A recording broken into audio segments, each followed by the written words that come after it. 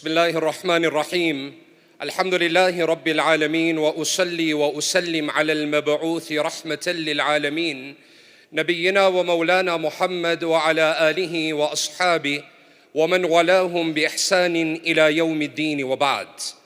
Respected honored scholars, ulama, elders, beloved brothers, mothers and sisters, on one occasion there was the scholar who entered the masjid, and after ascending the pulpit, addressing the congregants, he says, "My brothers, I have two messages for you. I've got good news and I've got bad news. The good news is we now have sufficient funding to complete the masjid project. That's the good news. Now comes the bad news. The bad news is the money is still in your pockets." So it is the inherent desire of each and every human being on the face of this earth to excel on all fronts.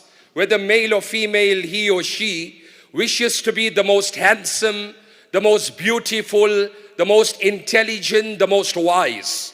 But the dilemma that the world is facing today is the definition of wealth, the definition of wisdom, the definition of intelligence, the definition of beauty is forever changing. So he was the wealthiest man walking on the earth. Today there's somebody who's wealthier than him. She was the most beautiful woman. Today there's somebody who's more beautiful than her. The Nabi of Allah sallallahu alaihi wasallam was sitting, and there was a group of men that appeared before the Nabi of Allah sallallahu alaihi wasallam, and there were 10 of them in this gathering. So one of them stood up. فَقَامَ رَجُلٌ مِّنَ الْأَنصَارِ.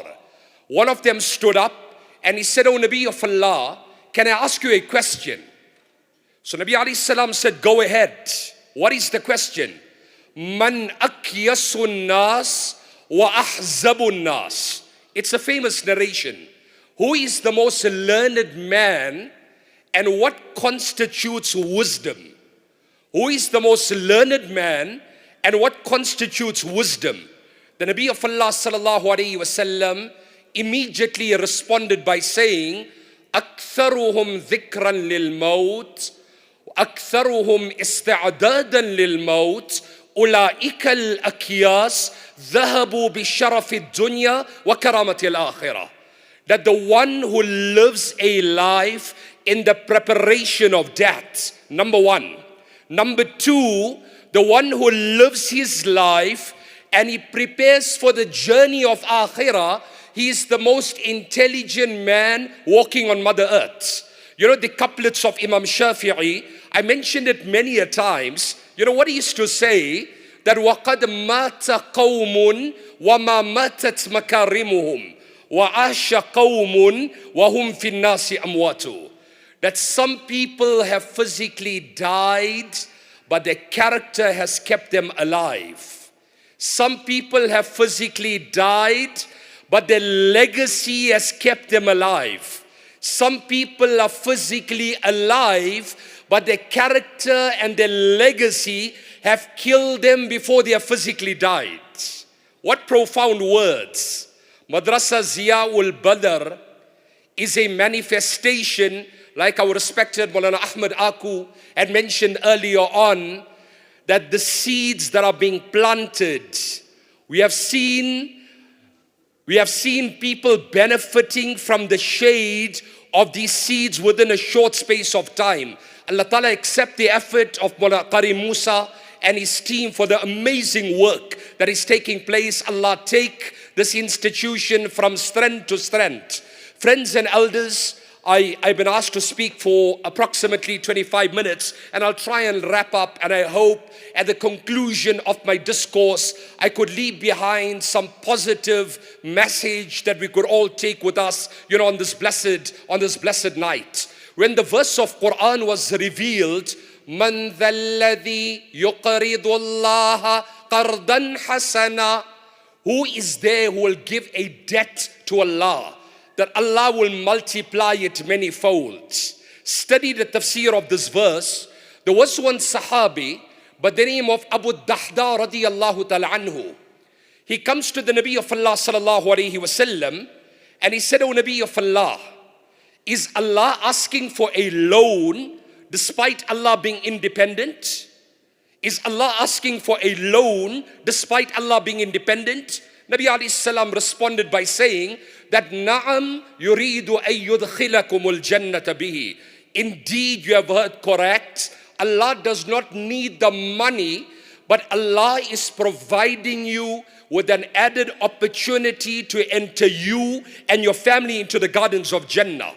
He said, O Nabi of Allah, if that is what you say, I make you my witness. I make you my witness. I have two gardens. إحداهما بالعالية والأخرى بالسافلة. One is in a place called Aliyah, the other is in a place called Safila. جعلتهما قرضا لله.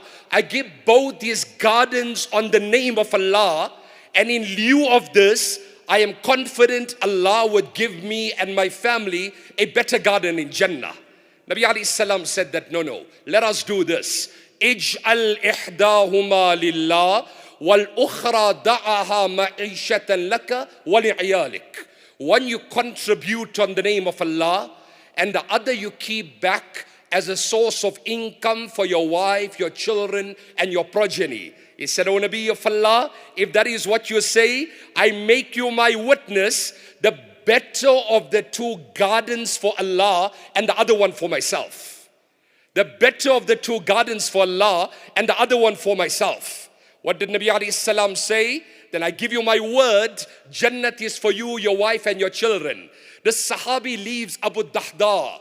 He's truly blown away. And he comes to this garden. And his wife was resting in this garden. And the kids were playing, the birds were chirping, wonderful ambience, wonderful atmosphere. And he looks at his wife and he sings couplets to his wife.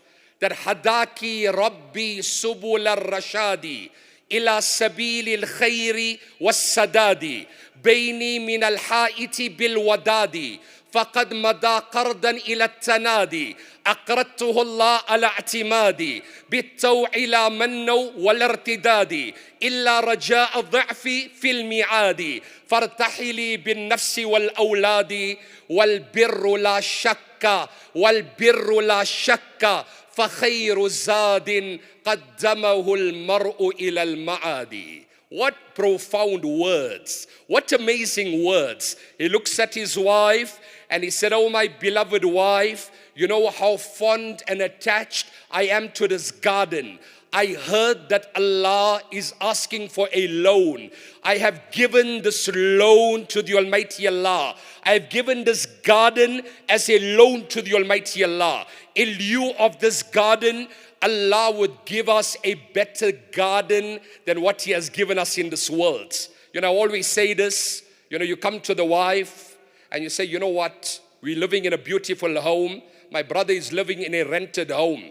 You know, how about us giving? You know, we've got a spare home. Let us give it to him. Hey, listen, that's for me and my kids. That's your brother's story, not for us. I mean, often it happens. So the wife, what does she say? So he says that in lieu of this garden, Allah would give us a better garden in Jannah. And he said the best legacy is that which we have invested in Akhirah. The wife looks at the husband and she responds with poetry. What did she say? بشرك الله بخير وفرج مثلك أدى ما لديه ونصحا قد متع الله به عيالي ومنح بأجوة السوداء والزحو البلح والعبد يسعى وله ما قد قدح طول الليالي وعليه ما اشترها. She said, oh my husband, indeed I will stand guarantee on the day of Qiyamah. You have fulfilled the obligation of the wealth and the affluence that Allah has given us. You have given this garden over to Allah. I am optimistic and hopeful that in lieu of this garden, Allah would give us a better garden in Jannah. He tells the wife, whatever dates you have, throw it on the ground, step out of the garden. As this woman, the wife, she steps out of the garden, Abu Dahda embraces his wife. What an embrace it must have been. The Nabi of Allah looks at the scene, and what did he tell his companions? Kam min darin li Abi Dahda. Allah alone knows. Allah alone knows how many gardens, how many vineyards, how many palatial homes Abu Dahda and his family will enjoy in Jannah. So my brothers and my sisters, one avenue that Allah has given us is for us to give on the name of Allah, for us to contribute on the name of Allah. In fact, there's an amazing incident that comes to mind. If you open Bidayah wa Nihaya, there was a person in the time of Nabi Isa alayhi salam. This person had an evil habit. Whenever a bird would lay an egg and a nestling would be born, this man would snatch the nestling in front of the mother. So this bird complains to Allah. فَشَكَى ذَلِكَ الطَّيْرُ إِلَى اللَّهِ عَزَّ وَجَلَّ مَا يَصْنَعُ الرَّجُلُ. This bird complains to Allah. Whenever I lay an egg and a little nestling is born, this man comes and mercilessly snatches the little one in front of my eyes. Allah inspires the birds that in huwa ad fasauhlikuhu. If this man ever repeats that action again, I will destroy him instantly. Subsequently, a few months later, the bird lays an egg and 2 little nestlings were born. When this man got to know about it, asnada sullaman, he took his step ladder. When he was in that locality, one man came to him and he said, give me something, I am begging. What did he do? He took out a piece of bread,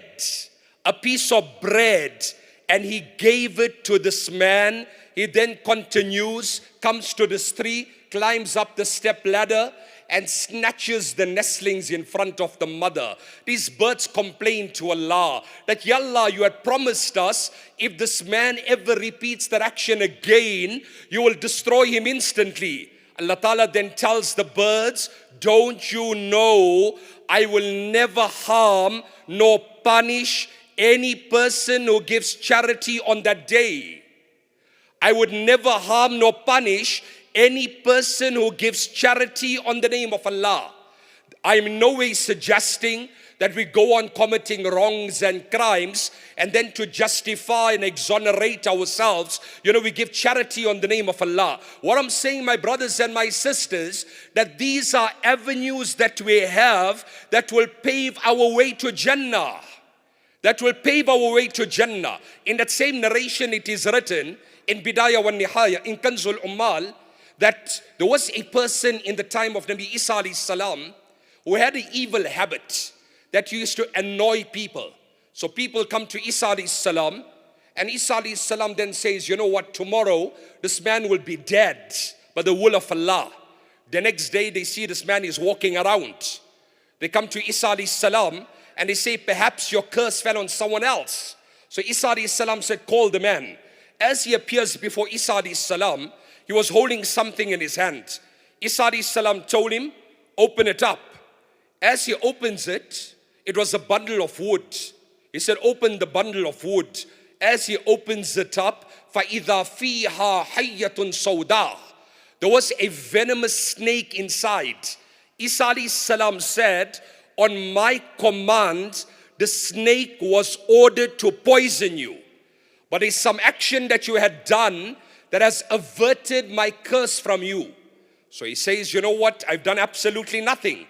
Isa alayhi salam said, think carefully, what have you done? He said, yes, yesterday I was walking on the road, a man came to me, he asked me for something, I gave him 1 dirham. 1 dirham. Isa alayhi salam said, biha dufi'a ank. Because of the 1 dirham you had given to that man, you have averted the curse of the Nabi of Allah from you. What I'm saying, my brothers and my sisters, when you do good to someone, wallahi, it enriches your own life. Abdullah bin Mubarak, it's a famous incident. He had a non-Muslim neighbor. So he puts the house on the market and he asked for an exorbitant price. So somebody told him, that's the market value. How are you expecting to fetch that price? He says, no. He said, one is the market value, but the person who moves into my home will have the privilege of being the neighbor of Abdullah bin Mubarak. When Abdullah bin Mubarak heard this, he was blown away. He comes to his neighbor and he said, you know what? I'm blown away with your kind sentiment and thought of me. How about me inviting you to Islam? What did he say? He says, the day you moved next door, that was the day I saw your character. That was the day I became a Muslim. The day you moved next door, I saw your mannerism, your etiquette, and your character. That was the day I became a Muslim. You know, Hassan radiallahu ta'ala anhu, the grandson of the Nabi of Allah, one day he walks into a garden. He walks into a garden and he sees there is a slave, sitting on the floor, and next to him is a dog. My message to you is, when you do good to someone, you will see the benefits not only in akhirah, but you will see the benefits in this world. If you cannot compliment, do not condemn. If you cannot become an ambassador, do not become an obstacle. This man is sitting, and next to him is a dog. This man takes a slice of bread, and he breaks it in two. He gives half to the dog, and he eats the other half. Hassan radiallahu anhu was moved, the grandson of the Nabi of Allah. So he looks at this man and he said, you were hungry. What prompted you? What motivated you to share the slice of bread with an animal? So he says, istahad aynaya min aynayhi an ughabinahu. He says, I had literally seen hunger in the eyes of this dog. I could not, for the sake of me, eat the slice of bread alone, knowing that there is another creation of Allah that is going hungry. Hassan radiallahu anhu, what he does, he asks this man, that tell me, who is your master? He said, Abban bin Usman. Who does this garden belong to? He said, it belongs to my master. So Hassan radiallahu ta'ala anhu, he searches for this man, Aina Abban bin Usman. Eventually he finds him. Long story short, he said, is that your garden? Yes. Does that slave belong to you? Yes. How much do you want for both the slave and the garden? He said, I want an X amount. Hassan radiallahu anhu gives him the money. And he comes back and he tells the slave, because of one act of nobility that you had displayed, I was so impressed by that, I liberated you from your master. I purchased you from your master. You're now a free man. I bought this garden from your master. I now gift it to you. Feeding a dog a slice of bread. And this is what the Nabi of Allah teaches us. Amongst the many attributes that Allah had endowed and blessed the Nabi of Allah with, was he was Jawami'ul Kalim. The Nabi of Allah's speech was concise, but it was voluminous. So one day the Nabi of Allah, somebody has to ask you and I, often it happens, you find man calls, Moulana, this man is sitting in my office, he starts asking me something about Islam. I don't want to tell him the wrong thing. So we don't know where to start, where to end. We start mumbling, we start fumbling. When it comes to things of dunya, you can give a long bayan. When it comes to Allah, knowledge is finished. So the Nabi of Allah, in two words, he was asked, what is the definition of Islam? What did he say? Ad-deenu an-nasiha. In other words, Islam means to desire good. Sahaba said, O Nabi of Allah, could you perhaps elucidate, elaborate? Desiring good for who? Nabi alayhi salam said, Lillahi wa li rasuli wa li kitabi wa li a'immatil muslimina wa ammatihim. To desire good for Allah, to desire good for the apostles of Allah, to desire good for the leaders of the Muslim ummah, and to desire good for the general masses. This in essence summarizes deen. This is a fundamental ingredient of our iman. This is an important component of our faith, that you and I become the benefactors of society, add value to someone's life. As we had seen these young lads reciting Quran in the most amazing way. May Allah make them ambassadors of this beautiful deen. You know, Sayyidina Umar bin Khattab, it was his noble habit that he used to walk around the streets of Medina, you know, in the nights, in late night in Medina. One day he's walking and he sees there's a family that is stranded in the outskirts of Medina. He called one of his servants and he said, make arrangements for them, you know, for the night. The next morning, Omar radiyallahu anhu arda, you know, visits this family.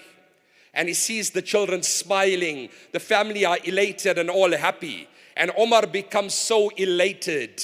So one of his servants asked him, Omar, why are you so happy? He said, why should I not smile? Why should I not be elated when on Qiyamah's day, Allah will question me as to how I had welcomed this family into the city of Muhammad sallallahu alaihi wasallam.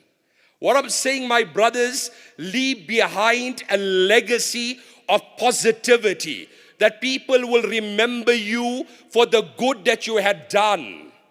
People will remember you for the good that you had done.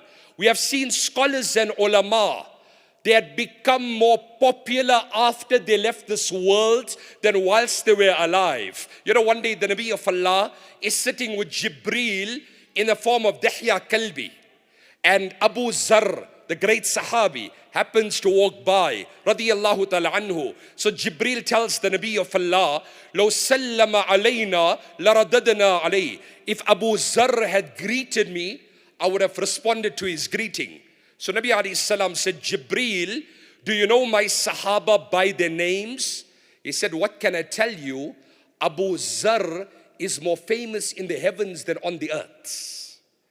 Abu Zar is more famous in the heavens than on the earth. Leave behind a legacy of positivity. My message is, my brothers, this is an opportunity, and sisters, dig deep into our pockets. Support this organization, the amazing work that is taking place. Wallahi, I had the good fortune of visiting Madressa Zia-ul-Badr for the past so many years, and I've seen Qari Musa and his team take this institution with the grace of Allah, from strength to strength. We make dua to the Almighty Allah. Allah Ta'ala crown the effort with acceptance. Allah grant us all the tawfiq and the ability that when we leave this world, we leave behind a legacy that people will remember us for the good that we had done, whilst we are alive. I've seen this with my own eyes.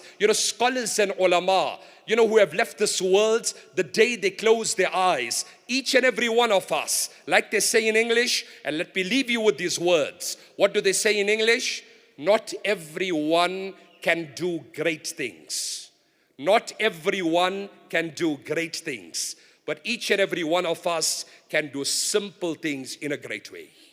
Not everyone can do great things, but each and every one of us can do simple things in a great way. We make dua to the Almighty Allah. There's so much more we could have shared with you. Allah grant us the tawfiq and the ability that we imbibe, we infuse, and we internalize these amazing advices of Quran and Sunnah. And I would just like to take this opportunity of thanking Qari Musa Sidat for inviting me to be part of this momentous occasion. And as we have seen, Vision 2025. So we make dua to the Almighty Allah. Let us realize this vision before the year 2025. So that the bare minimum that we can do, like I said in the beginning, my opening words were, dig deep into your pockets. The good news is we have the funds. The bad news is the money is still in your pockets. But the bare minimum that we can do, pick up our hands and make dua for this institution and every institution in our country and globally. May Allah grant us the tawfiq. Wa ma alayna illa al-balagh. Wassalamu alaikum wa rahmatullahi wa barakatuh.